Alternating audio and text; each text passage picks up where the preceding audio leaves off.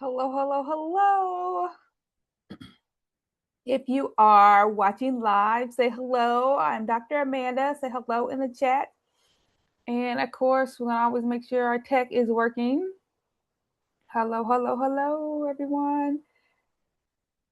It is time to talk about what can I eat if I have a diagnosis of diabetes? Like Dr. Amanda, is it sugar I should be worried about? Is it carbohydrates I should be worried about? What is it? Say hello, hello. Like looking here, making sure all our tech is working. I think it's a delay. But say hello to me so I know you're watching so I can find us here. Now, there it is. There it is. All right. What can I eat, Dr. Amanda? Do I need to count my carbs? Do I need to count my sugar? I know it can be confusing. So I had this question asked to me. So I was like, oh, I will come on live and answer this question and see how we should frame it, what we need to look at. So you may be asking the question over and over again, what can I actually eat? Because all of a sudden now that you went from pre-diabetes to diabetes, you are feeling confused about food. You may be thinking, do I have to cut out everything I enjoy? Can I still eat carbs? Which it's always interesting to me. Like, of course, do I need to avoid sugar completely? Is that even possible? And do I monitor carbohydrates or do I monitor sugars? Okay. So if that's where you are right now, just take a deep breath. Okay. Take a deep breath. You are not behind. You are not late. You're simply learning something new and how your body should respond and how your body does respond to foods. Okay. So today I'm going to actually walk us through what makes sense. Okay, we're talking about what one can eat with diabetes, how to build meals to support your blood sugars, what are refined carbohydrates, because you want to know the difference between the two, why saturated fats matter more than you may realize, because people focus on carbs and sugar, but usually we leave out the saturated fat, and that's very important. And we want to think about how carbs versus sugars without feeling overwhelmed. Okay. Um, sorry, take a drink here. Yummy lemon water for the morning. Okay. All right. So, as always, we want to make sure that you are not concerned with restriction. You want to be full of knowledge and to be actually feel empowered to make choices and not feel like you're confused, because a confused mind does not actually act, and you go back to resort to what you were doing before, which what we did before unfortunately brought us to this point, which is from pre-diabetes to diabetes, and we don't want that, right? So we want to first start with a shift in our approach. We don't want to think, what should I stop eating? Because that usually leads to frustration and feeling like everything is being taken away. Like you already have this big cloud of the diagnosis of diabetes that you've been fearing, maybe because of so many people in your families had it. So I know in my family, it's like my grandparents and, um, aunts and uncles, and it's just like all around me. I'm just like, oh my goodness, is this like going to happen to me? And so it's just kind of like that cloud. And sometimes when people actually get that diagnosis, it's like it just starts to pour down raining because that cloud has been there the whole time. And they're like, I knew it was going to happen. But I don't want you to feel frustrated. Again, I want you to feel empowered at this point in time. And that's why we come on here to do these videos, so you can actually learn how your body works. So that way you can change your own family history. Okay. Okay, so we don't want to think about what we should stop eating. We want to focus on how we can build meals that actually empower us and make our body handle what we eat well. And so we can actually start to reverse these changes, this inflammation that's going on in our body that's causing us to become more insulin resistant and causing us to have high blood sugars. Okay, we want our blood sugars to become stable. We want to have more energy, And food becomes something we understand, not something that we fear. Okay. Excuse me. So let's first be clear. Should you focus on carbs or sugar? Carbs or sugar? Which one do we want? All right. So the truth is that our body responds to total carbohydrates, not just sugar. Okay. So sugar is a type of carbohydrate because all carbohydrates and eventually all foods break down into glucose. And we talked about this on previous videos. So our brain recognizes glucose as our energy source. So eventually our body will break it down to that. So carbohydrates, that breaks down to glucose, that includes table sugar, honey, fruit. And we talked about fruit before, so don't be afraid of fruit. Bread, rice, pasta, and even oatmeal. We talked about that last week. So even when foods don't taste sweet, remember they don't necessarily taste sweet. So that's the sugar component that you're thinking of. It still can affect your blood sugar. Okay. So that's why focusing on only sugar can be misleading. So you're looking at the label there and you're like, oh, it only has, 2 grams of sugar. I can eat this or anything like that. So we don't want to do that. Okay. It does not mean that you need to count every single gram. Okay. So we don't want to do that. It means that you need to understand how carbohydrates work and how to build meals around them. And again, we talked a little bit about this last week, but I wanted to really reinforce that it's more around meal building, meal planning than simply, do I just need to count carbohydrates and it doesn't matter what else I eat, or if I need to count sugar and if I just cut out all sugar, I'll be fine. We don't want to look at that. We want to be able to enjoy our meals because food is really, in a lot of cultures, how we build community. Okay. So we don't want to feel restricted and then socially isolated. And then that leads to more, chronic stress and inflammation. And then we're on this chronic cycle and circle. Okay. So we want to talk about where I think initially carbs got their bad name. Okay. And carbs, when we think about that, like we talked about, healthful carbs, like our fruits and our vegetables. But that's not the carbohydrates. When people say, I need to remove carbs, they're talking about more of the refined carbohydrates. Okay. And refined carbohydrates are foods that have been very processed. They have been processed and it removes that fiber. Remember, last week we talked about how fiber was a very important part of our diet. And when I say diet, I just mean our food plan, not that we're all eat certain foods when I talk about diet, but in just in general, what we eat. So what we eat is our diet. Okay. So we want to be very conscious of refined carbs that remove the actual fiber. So that's processed. Okay. So those type of carbohydrates that have the fiber removed are absorbed very quickly into our bloodstream and therefore causes our blood sugars to spike fast. Okay. And we talked about this again. I'm going to reference because it's kind of like I talk in circles, but we have different caveats that we need to really understand when we're actually talking about food, because like there's so much information out there, and if we get down to like this different things that causes hiccups for people, then that can really help with the understanding. It just takes one shift in your mind that like, oh, now I get it. So if you're like, oh, Dr. Mandy, you said this before. Well, sometimes you have to hear things 7 times or more to actually get it to click. So I really want you to be empowered with your food eating choices and not feel confused, not feel frustrated, and especially not go back to what you were doing before. Okay. So that's why we want to talk about, and I will reference other videos that I've done so you can actually watch those to actually help you more and help you feel empowered. Okay. So refined carbohydrates, foods that have been processed and the fiber has been taken out. So we all know what these are, right? What we stay away from things: white bread, white rice, regular pasta made from refined flour, because again, the fiber has been taken away. Of course, those pastries like the donuts and the muffins, crackers made from refined flour. And again, you look at there's certain breads and pastas and flours and crackers that you could have more fiber in there. So these are the ones that the fiber has been taken away. And then, of course, sugary cereals.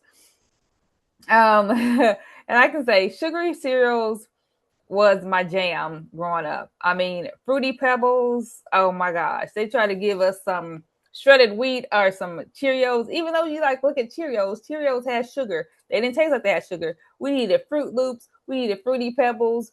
Those are my jam. Honeycombs. So those sugary cereals, guys, we got to be very, very careful about, okay? So if we look at that refined carbohydrates versus whole carbohydrates, so they're not equal, okay? We want to look at whole carbohydrates like beans, all sorts of beans. There's so many different types of beans out there. You could go on a bean journey. Beans and our different types of lentils. We got red, green, brown, different lentils you can use. And lentils actually, depending on the type, can have different type of taste and texture. And so you can actually make lentils into so many different things. You can use them for like tacos and sloppy joes, in soups and so many different things. Okay. Whole grains. So that would be like the brown rices, the quinoa and quinoa and vegetables. Okay. So those are the whole carbohydrates that actually contain the fiber. So we don't want to necessarily look at carbohydrates in whole as bad. We want to look at carbohydrates, whether they are refined or whole, okay? And we want to really focus on our whole carbohydrates. Again, because they contain fiber and they slow down absorption into our bloodstream. Therefore, it will not cause that blood sugar spike.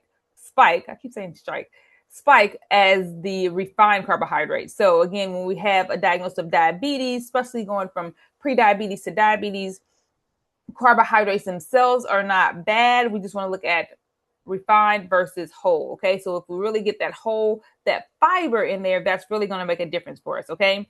So if you can swap out, that's the key, swapping out those refined carbohydrates for our whole carbohydrates is going to make a difference. And you can actually monitor your blood sugars. I always tell my patients, do an experiment on yourself. You'll see that when you switch, and sometimes the texture may be a little bit different. Sometimes the taste may be slightly different, but you can always modify that with different herbs and spices.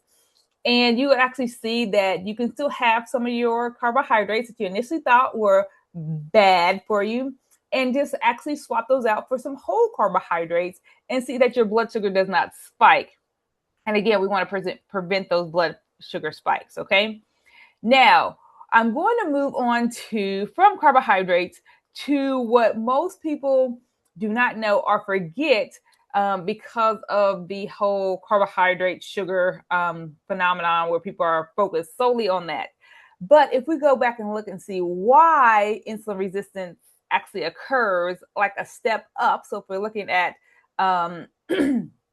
let's see, a train, and like the front of the train, the back of the train, the middle of the train, like we go higher up, that it's actually back where the saturated fat that's building up in our bloodstream and in our muscles, that's actually the start of insulin resistance. So then our sugar, or the carbohydrates that we eat, cannot be absorbed correctly because that saturated fat is there like a blob blocking what that key to be able to get in to the actual muscles or the cells. So from the bloodstream into the cells, that saturated fat is blocking it. Okay.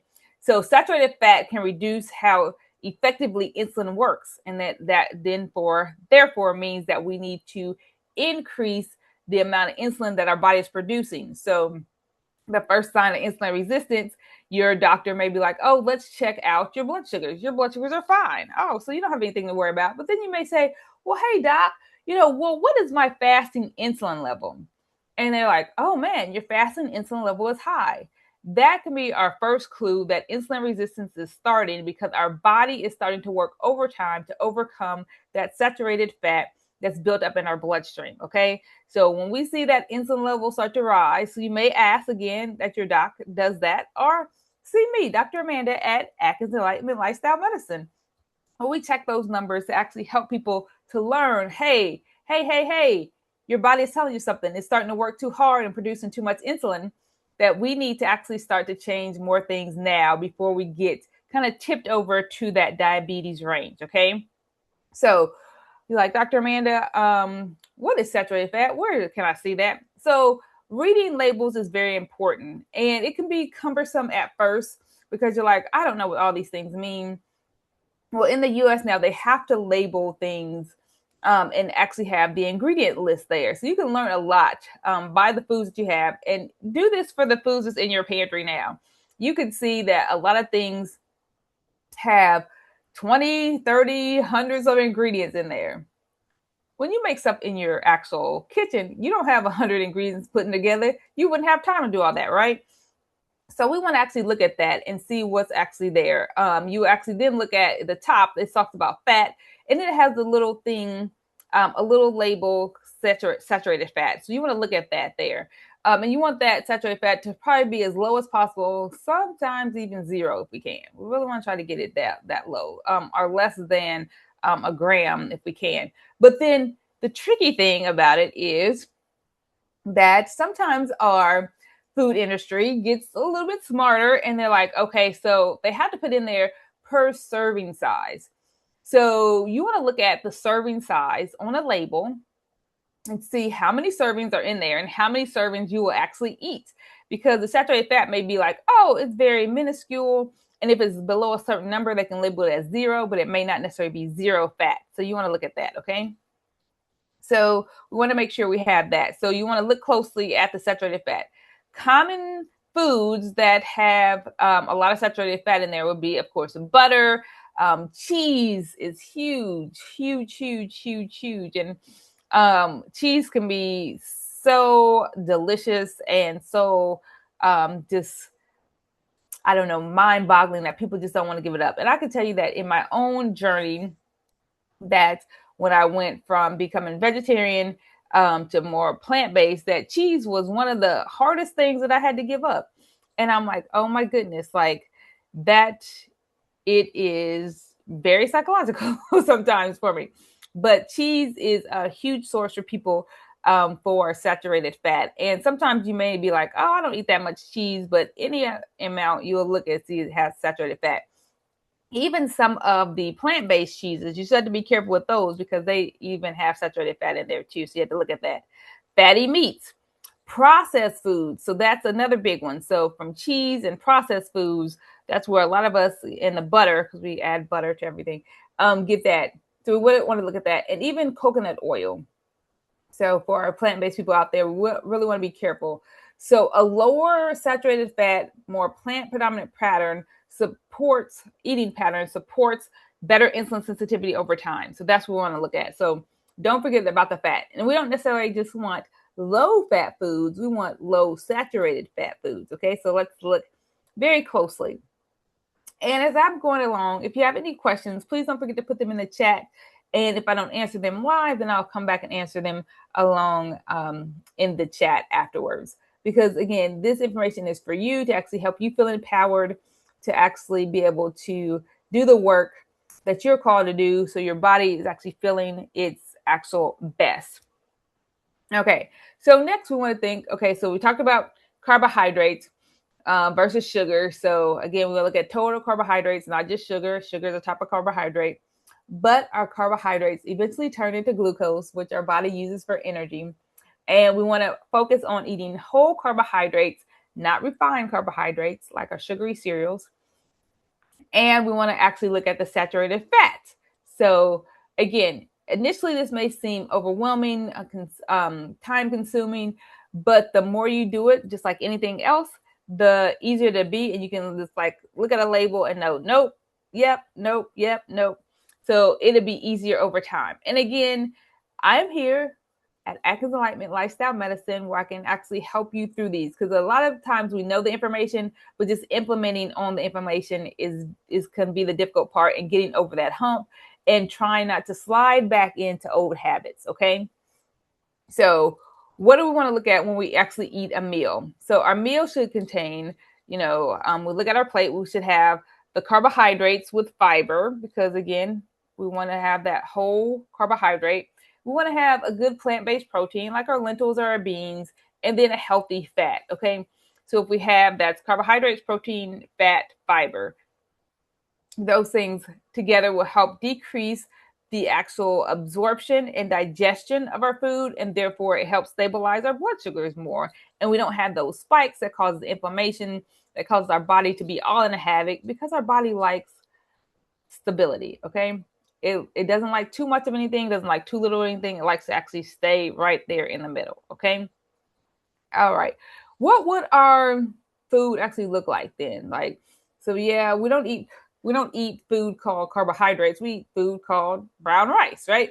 So what could you put together that would be something that's actually very good? So when we look at carbohydrates, our whole carbohydrates, again, excuse me, brown rice. So if you're a person that loves white rice, try to add in that fiber in there and add in some of the brown rice.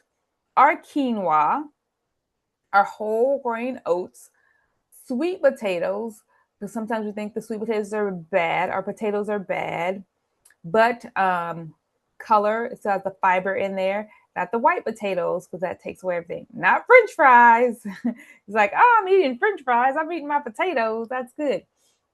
Our whole grains and fruit, because remember, fruit has the carbohydrates and the fiber in there, so we can add those. Our plant-based proteins, we talked about these before, and you're like, why does it have to be plant-based proteins? Why can't I eat my chicken? Okay, so again, saturated fats, when we have a diagnosis of diabetes, we have to be very, very careful with. And chicken has saturated fat, so we want to be careful. What can we pick in instead of? And we want to, again, do the whole foods. We don't want to do a lot of the processed foods. If you have to do a animal-based protein, freshwater salmon is usually the one that I'll tell patients about, so they don't feel like they're totally deprived. But we still want to get in those lentils, those different beans, black beans, red beans, um, garbanzo beans, tofu. And again, tofu doesn't taste like anything. It tastes like whatever you want it to taste like. Tempeh and edamame. Those are good, some plant-based proteins for you. And then fiber, all kinds of vegetables, whatever vegetable you like. And I really try to get you to try some new vegetables. Try a new vegetables like one once a week and just see what it can be. And there's so many different recipes out there that you can use to actually help.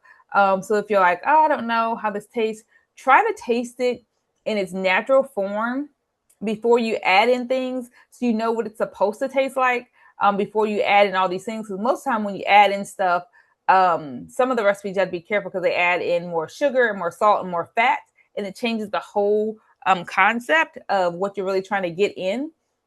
You can add in like herbs and spices to kind of help with it. That's okay, but you want to try to taste the vegetable initially when you're first trying new vegetables in its original form, and then you can add in herbs and spices, not fat and sugar, and salt though. You want to try to be careful with those. And then some healthy fats.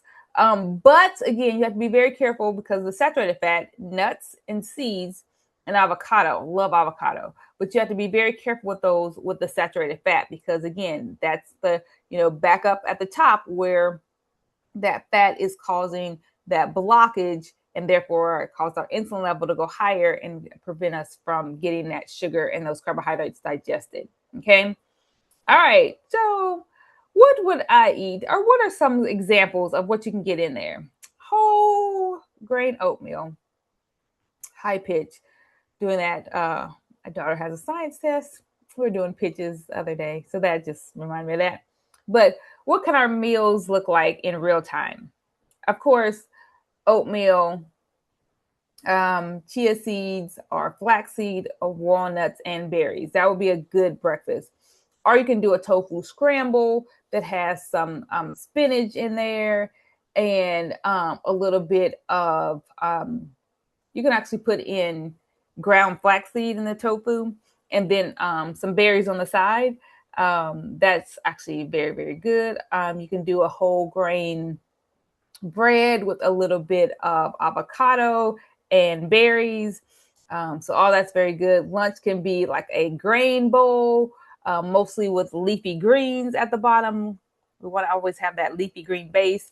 Quinoa or brown rice with some beans, lentils, or vegetables. and just a slight bit of olive oil because we want to get rid of that fat. That's a little bit of fat, but we don't want too much, okay? What else can we have? Lentils and greens, and then a little bit of brown rice again that has our protein, our fiber with vegetables, and our carbohydrates, okay? And if we need a snack, we want to try again to not overwhelm our body with digestion. So if you feel hungry in between meals, it may be that you're really thirsty, you need to drink water, or you're bored and you need to take a walk. So look at those things before you have a snack. But if you need to have a snack, you want to make sure you put in protein with carbohydrates. Okay, so that can look like some a little bit of walnuts and like a piece of fruit. You can put that together. But again, always check your hydration. Have you been drinking enough water? So half your body weight in ounces. So if you weigh like 180 pounds, that'll be 90 ounces of water a day. So you want to make sure you're getting that in because sometimes we're eating and we're really thirsty. Okay. So a lot of people are eating this way. Some may feel like the food is bland and the food doesn't taste good. So that's why I want you to taste the food how it should be naturally. Because our taste buds are turned out kind of like where we get the sugar and salt taste. We want more, more, and more. And so we need the actual more sugar and more salt the more we eat it. So if we calm that down, then our actual taste buds will actually get used to the natural sweetness of food and the natural saltiness of food without the extra, okay? So again, flavor does not come from sugar. Flavor does not come from fat. Flavor comes from seasoning. So what are things you can use that will help with the seasoning that you want to keep on hand? Always have in your pantry, in your spice rack. Like garlic powder, onion powder, smoked paprika, cumin or coriander, turmeric with black pepper, herbs like thyme and oregano, basil, lemon juice or lime juice. Apple cider vinegar is a good thing to add. Cinnamon, absolutely love to have that cinnamon. And if you need that cheesy taste, because you're like, I just have to have cheese, nutritional yeast can be a good alternative that has that cheesy flavor, okay? So oatmeal can taste like bland. You can add in the cinnamon and like a little bit of a banana, like a fourth of a banana and a little bit of vanilla. That actually makes a big difference with the flavor. The lentils become very rich with like cumin, garlic, and smoked paprika. That would be a very good combination for you. So try that out. Vegetables can add in the herbs, lemon juice that actually helps for you. So these actual herbs and spices can add in a little bit more. So that way you don't feel like, I'm eating cardboard again and this is just boring. And then after a while, you're like, I got to go back to eating food I like.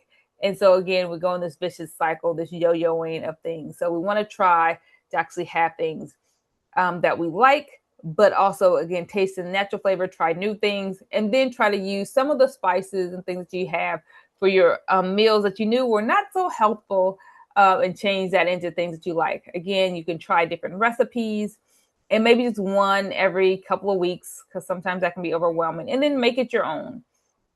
That is the most important thing, to make it your own. Otherwise, you'll go back to what you were eating before. I have a funny story. I tried to do some sauteed vegetables with, what was it with? I forget, maybe lentils or something like that. And my family was like, boo. My daughter was like, no. So then, I was like, okay, so we're going to have tacos. So our family loves tacos. And usually we do like the plant-based ground crumbles. I was like, well, this time we're going to use tofu and black beans. Okay. And I had my sister and mom cracking up laughing because I was like, if you could have seen the face of my daughter and husband, they were like, tofu and black beans, what? But we put that together, put it into good taco night. Hey, this is the one time that we had hardly any leftovers. I was like, good gosh, people. So you never know. You could actually mix it with certain flavors that your family likes and make it a little bit healthier. And you're like, hey, this is go into our rotation as something good. So don't think that you can never have the foods that you like. Okay. So we don't want to think we can never have the foods that we like. We don't want to think that we can only have, healthful foods. Sometimes you may add in a little unhealthful foods, but I mean, that's life. That will happen. But we really want to think about limiting our refined carbohydrates. So, like those sugary cereals, the sugary drinks, like always have to have soda, or even fruit juices that's pure sugar. We want to think about limiting just having carbohydrates alone, even when it's our whole carbohydrates, because again, the carbohydrates absorb quickly. And if we can add in a bit more fiber and some protein, help stabilize that so our blood sugars don't spike, that would be good. And we really want to think about extremely limiting, especially when we have a diagnosis of diabetes or prediabetes, is high saturated foods. Okay. So look at your labels. Make sure that saturated fat is as low as possible. And then also make sure that we are not being fooled by the number of serving sizes on our labels. Okay. So if you are newly diagnosed with prediabetes or diabetes, again, you don't have to master everything today. It's one step at a time. We want to focus on balancing our meals, making foods that are enjoyable, and pay attention to how our body responds. Remember to do your experiment on yourself and see. And that that I am here, Dr. Amanda, for help with personalized guidance for you. Okay. So you do not have to do this alone. You can collect all the information that you want, but we need to actually implement this information for you so you could actually make the difference. So at Atkins Enlightenment Lifestyle Medicine, that's what we do. We help you to actually make these changes and make them sustainable for a lifetime, so we're not going in cycles and in circles and going back to where we were after, a few months, like, I just can't do this anymore. So where can you reach me? You can go to my website at www.dramandamd. That's DRAMANDA.com. You can book your appointment there because everything is virtual. So you can actually talk with me from the comfort of your own home or during your lunch break. So there's no problem there. Okay. Whew. Dr. Amanda, that was a lot, but let's just sit back and relax. Say, okay, I got all this information and how I put food together. And now imagine yourself sitting down to eat your lunch for today. And you're actually enjoying your food. And because you can actually feel your cells saying, hallelujah, because it's getting those foods that it needs. It's feeling refreshed. You don't have that itis after you finish eating. You actually feel energized and more light and ready to actually see an improvement in your blood sugar numbers and feeling more confident about your choices. You got this. All right. So don't forget to reach out to me, share and like this video so that others can learn more about how they can take control of their own blood sugars. All right. So blessed health to y'all. And I look forward to seeing you next time.